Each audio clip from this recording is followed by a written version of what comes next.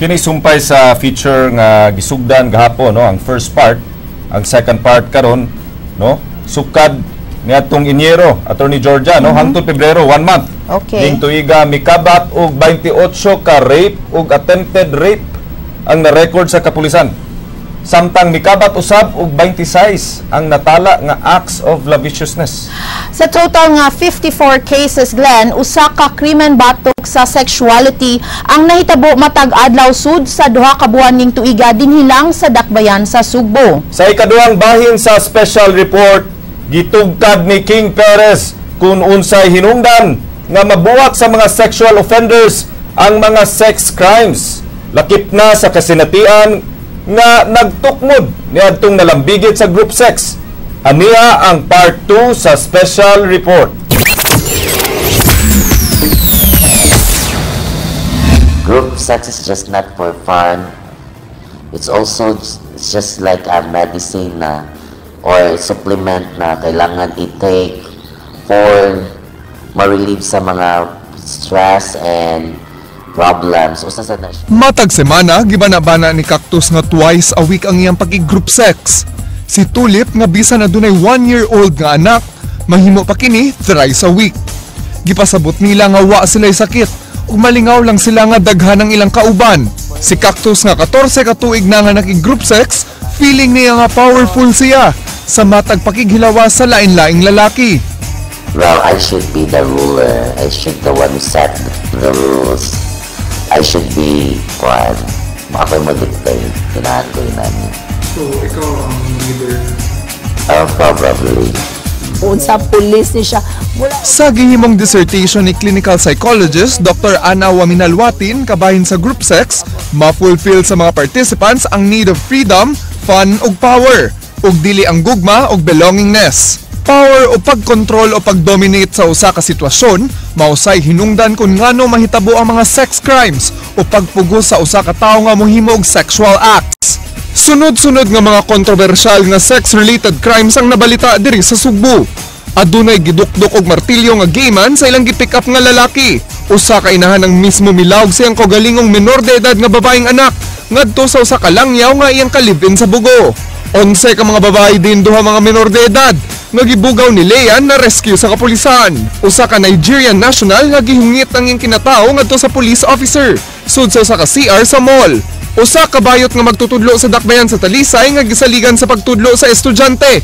Giakusahan nga gimolestya ang 12 anyos nga estudyanteng lalaki. Way gipili ang usa ka sex offender silang gustong makighilawas. Daghan tang tao nga mga naabuso, no, not only sexually abused or sexually related crimes, but even in domestic violence o guban pa nga na yung mga tao nga na-violate ang ilang rights, bisan pa og taas ang ilang posisyon sa trabaho, maayo ang ilahang pangita, so pwede ra gyapon ang usa ka tawo subjected gyapon og abuse. So people should always need to be very careful all the time. Kung paglingaw-lingaw lang ang tuyo sa group sex, gipasabot ni Dr. Watin nga dili lang pakighilawas ang tumong sa paghimo sa sex crime. Intimacy mao'y kuwang sa usa ka sex offender nga miresulta sa problema sa pag-establish og personal relationships. Mao nga kasagaran sa sex offenders gi-characterize isip sad ug angry. Ang sex offender makabuhat og sex crime aron mapamatud-an nga siya ang adunay gahom o dominant sa biktima. Sama sa mga nabalita ang mapahimusog traffic victims, sila ay adunay gitawag nga insecure attachment. Diin sila maglisod sa paghimo og pakigrelasyon sa usa ka adult. Mao nga ang mga menor de edad sama sa traffic victims mo'y himong target sa sex crime kay dili makasukol ang mga bata. Kasagaran sa atong mga research ani sa mga tao nga nag-commit og crimes against minors, kasagaran ani nila na ay problema nga gitawag bitaw natong insecure attachment, na yung mga problema on intimacy, on attachment, and then naagyapoy need to be intimate with somebody.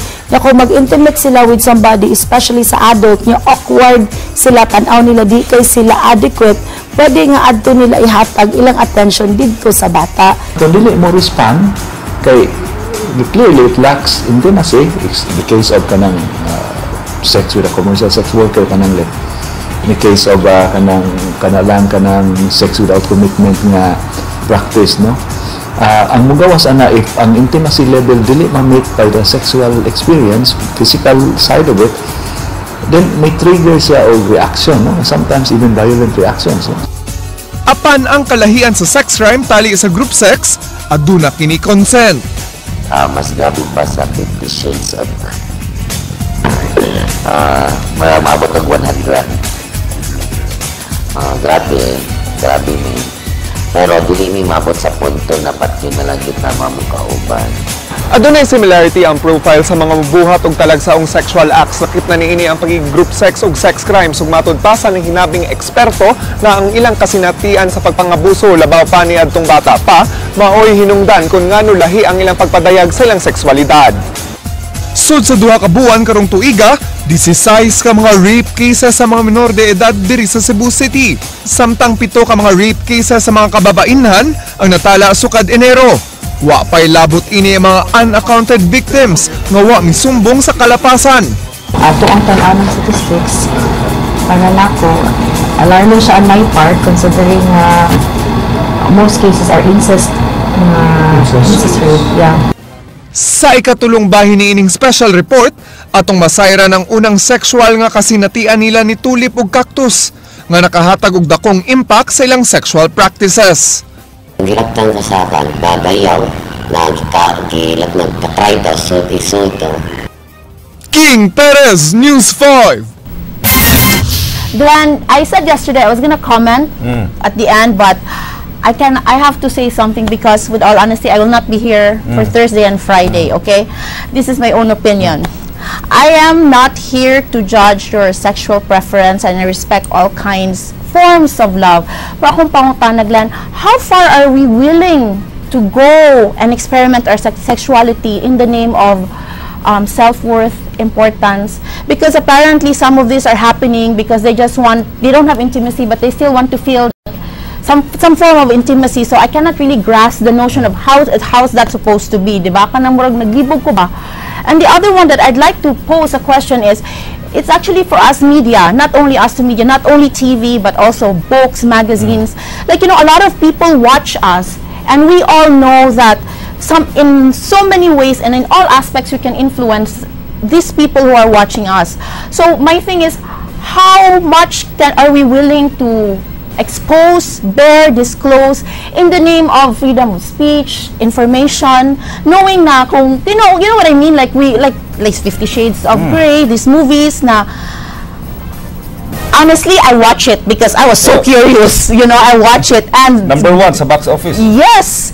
Don't you think na murag, these are, I don't know, grabe na gid kaya influence. Influence ang mga external factors. Yes, but that's why my question is, kita na media ba, not limited to TV, but also like to movies or whatever na, or magazines na, just because we have all this, we're supposed to be a democratic country and we are supposed to have this freedom to express how we feel, we should be responsible also because we really, really influence a lot of people with the work that we do.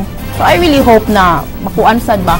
And us girls, us women, especially it's Women's Month, please do not compromise your self-respect just so na mabilong ta sa peer pressure or what is the trend. But as I've said, I don't know, some people morally wrong siguro na, but some are not. But as I've said, I do not judge you, but I'm speaking from my own opinion. Points very well taken, good Attorney Georgia. No? Sorry that I'm very emotional. Ikan dito sa imuhag yung kinailadman. No? Yeah, Ugma, daghantag matubag nga mga pangutana. No? Kay 4 parts man ang atong series. No? Napay 3rd part ugma ug sa Friday. Yes. But yes, no, those were really good points and please reflect on it, no. Kukitasad no sa nga naa sa industriya. That's just my opinion, ha. So bahala na mo how you take it. Maugkad to ang mga balita sa Aksyon Bisaya, kini si Glenn Soco. Daghang salamat, ako si Georgia Herrera. Bisan asa, bisan kanusa, kapatid. Kay gilang kutob sa balita, Aksyon!